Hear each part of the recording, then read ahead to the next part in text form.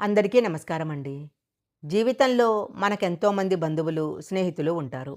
కానీ మనకు ఆపద వచ్చినప్పుడు వాళ్ళెవరూ మనల్ని కాపాడలేరు.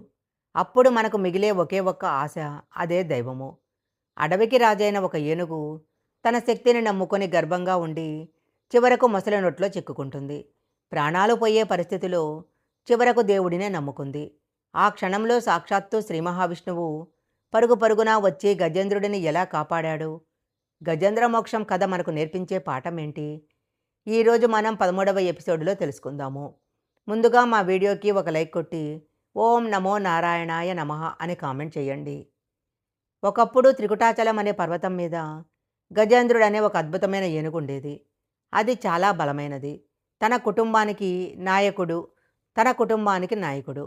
గర్వంతో ఆ ఏనుగు ఒక సరస్సులోకి వెళ్ళి నీళ్లు తాగుతూ తనతో వచ్చిన ఏనుగులను ఎంతో ఆనందంగా ఆడిస్తుంది. ఆ ఏనుగుకి దేనికి భయం ఉండేది కాదు.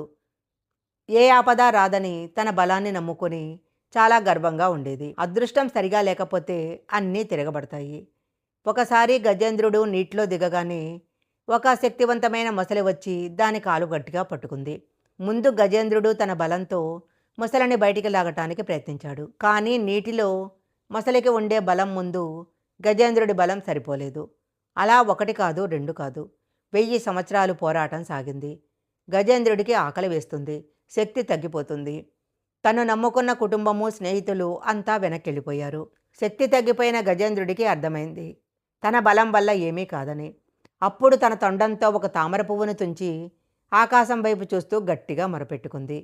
ఏ పరమాత్మ అయితే ఈ సృష్టికి మూలమో, ఎవరు కష్టాల్లో ఉన్నవాళ్లను కాపాడతారో అలాంటి శ్రీహరిని శరణు వేడుకుంటున్నాను అని ఏడ్చింది. గజేంద్రుడి శరణాగతి భక్తికి శ్రీహరి కరిగిపోయాడు. అప్పుడే వైకుంఠంలో తన భక్తుడి ఆర్తనాదం విన్న శ్రీహరి లక్ష్మీదేవితో కలిసి గరుడ వాహనం మీద ఒక్క క్షణంలో చెరువు దగ్గరకు వచ్చాడు. గజేంద్రుడిని కాపాడటానికి తన సుదర్శన చక్రాన్ని వదిలాడు. అది వెంటనే వెళ్ళి ముసలిని సంహరించి గజేంద్రుడిని విడిపించింది. అంతే, గజేంద్రుడికి ప్రాణం తిరిగొచ్చింది.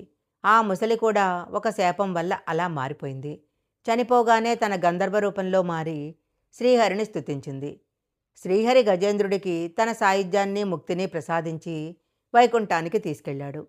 శరణాగతి అంటే ఏంటో ఈ కథ మనకు నేర్పిస్తుంది.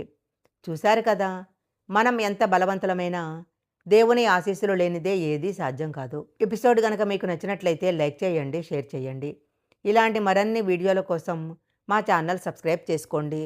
పక్కనే ఉన్న బెల్ ఐకాన్ యాక్టివేషన్ చేసుకుంటే మేము పెట్టే వీడియోలన్నీ కూడా మీకు ముందుగానే నోటిఫికేషన్గా వస్తాయి. మరొక మంచి వీడియోతో మళ్ళీ కలుసుకుందాం.